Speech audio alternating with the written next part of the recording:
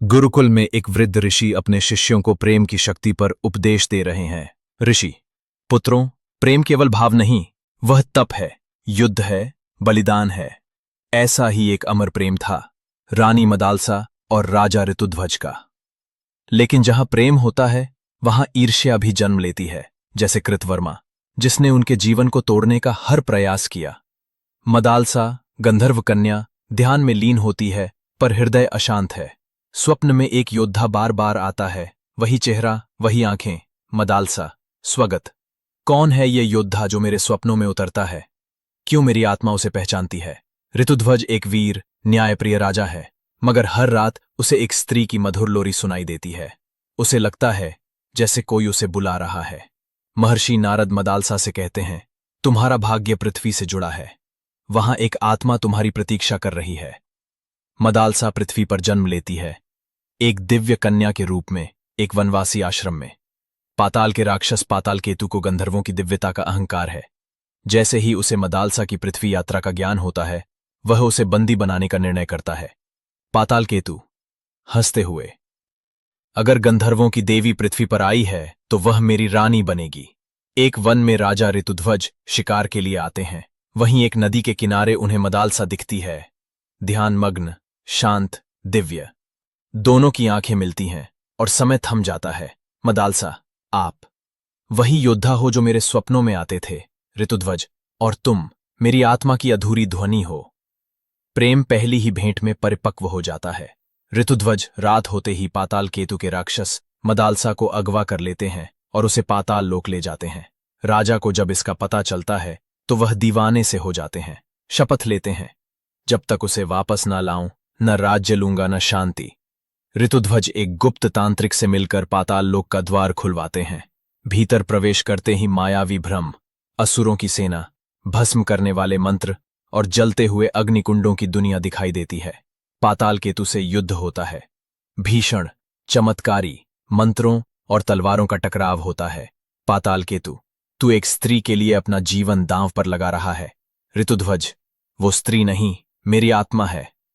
ऋतुध्वज पाताल केतु को मार देते हैं और मदालसा को मुक्त कराकर अपने साथ अपने राज्य में ले जाते हैं, और वे खूब धूमधाम से विवाह करके एक दूसरे के साथ रहते हैं। राज्य के सभी लोगों को बहुत प्रसन्नता होती है। इधर राजा का प्रधान सैनिक कृतवर्मा अंदर ही अंदर मदालसा को प्रेम करने लगता है, और वह यह सोचता है कि वह मदालसा को अपनी पत्नी कैसे बनाए। एक दिन वह एक योजना बनाता है कि वह मदालसा को तब प्राप्त कर सकता है जब वह राजा का अंत कर दे। इसके लिए वह राजा के विरोधी राज्य के राजा दुष्यंत सेन से मित्रता कर लेता है। अब उसे इंतजार था तो एक सही समय का। एक दिन राजा ऋतुध्वज शिकार के लिए वन में जाते हैं।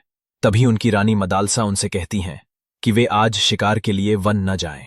ऋतुध्वज रानी मदालसा से पूछते हैं कि आपको क्या हुआ है, आज आप मुझे वन जाने के लिए क्यों रोक रही हैं? रानी मदालसा कहती हैं कि आज उन्होंने बहुत ही भयानक स्वप्न देखा है। राजा ऋतुध्वज रानी मदालसा से कहते हैं कि स्वप्न में देखी गई बातें सत्य नहीं होती हैं, और वह अपनी रानी को गले से लगाकर वन की ओर निकल जाते हैं। इधर राजा का प्रधान सेनापति कृतवर्मा अपने विश्वास पात्र सैनिकों को लेकर राजा के साथ वन में चला जाता है और एक गुप्तचर से दुष्यंत सेन को खबर भिजवा देता है। दुष्यंत सेन अपने राज्य के सैनिकों के साथ वन में राजा ऋतुध्वज को चारों तरफ से घेर लेता है, और तब एक भयानक लड़ाई प्रारंभ हो जाती है। राजा ऋतुध्वज को सामने से पृथ्वी पर कोई भी पराजित नहीं कर सकता था। ऋतुध्वज ने दुष्यंत सेन से उच्च स्वर में कहा कि तुम मुझे कभी भी पराजित नहीं कर सकते हो, और वे अपनी पूरी ताकत से दुष्यंत सेन की सेना से युद्ध करने लगते हैं। देखते ही देखते दुष्यंत सेन की सेना राजा से हारने लगती है। यह देखकर दुष्यंत सेन घबरा जाता है, और तभी वह राजा ऋतुध्वज के प्रधान सेनापति कृतवर्मा को इशारा करता है कि यही वो मौका है जब वह राजा ऋतुध्वज को मार सकता है। तभी कृतवर्मा अपनी तलवार से राजा ऋतुध्वज के पीठ पर पीछे से एक जोरदार वार करता है। जब तक राजा कुछ समझ पाते तब तक वह और दुष्यंत सेन दोनों मिलकर राजा ऋतुध्वज को मारकर एक नदी में फेंक देते हैं। राजा ऋतुध्वज को मारकर कृतवर्मा राज्य में वापस लौटता है और रानी मदालसा को ये समाचार देता है कि राजा ऋतुध्वज दुष्यंत सेन से लड़ते हुए वीर गति को प्राप्त हो गए हैं। राजमहल में कृतवर्मा स्वयं को संरक्षक घोषित करता है और कहता है, राजा युद्ध में मारे गए। मदालसा रो पड़ती है, मगर वो जानती है ऋतुध्वज मरे नहीं हैं। मदालसा। मेरे हृदय की धड़कन अभी भी चल रही है, वो जीवित है। मदालसा ऋषियों से अनुमति लेकर स्वयं अग्नि में प्रवेश करती है। रानी सती बन जाती है, मगर अग्नि उसे भस्म नहीं करती, बल्कि समाहित करती है पुनर्जन्म के लिए। ऋतुध्वज जब नदी में बह रहे थे, उसी समय उस नदी में एक संत पानी में तपस्या कर रहे थे।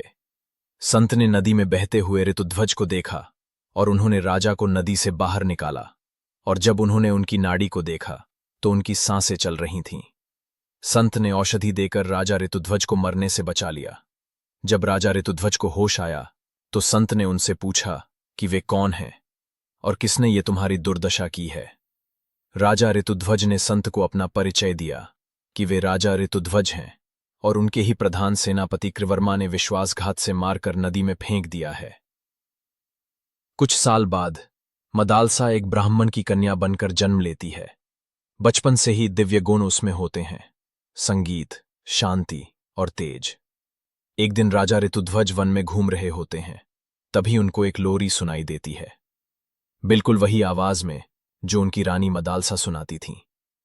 वन में घूमते घूमते वे उस जगह पहुंच जाते हैं जहां रानी मदालसा अपने आश्रम में थीं। रानी मदालसा को देखकर राजा ऋतुध्वज स्तब्ध हो जाते हैं। दोनों एक दूसरे को देखते ही पहचान जाते हैं। राजा ऋतुध्वज रानी को पूरी कहानी बताते हैं। राजा ऋतुध्वज ये प्रण लेते हैं कि अब वह दुष्ट कृतवर्मा को ऐसी सजा देंगे जो उसने कभी स्वप्न में भी नहीं सोची होगी। अंततः वे दोनों अपने राज्य की ओर निकल पड़ते हैं। जब वह अपने राज्य में पहुंचते हैं तो देखते हैं कि उनके राज्य की जनता पर कृतवर्मा कितने अत्याचार करता है। राजा ऋतुध्वज को देखकर वहां के लोग उन्हें पहचान जाते हैं और अपनी पीड़ा राजा से बताते हैं।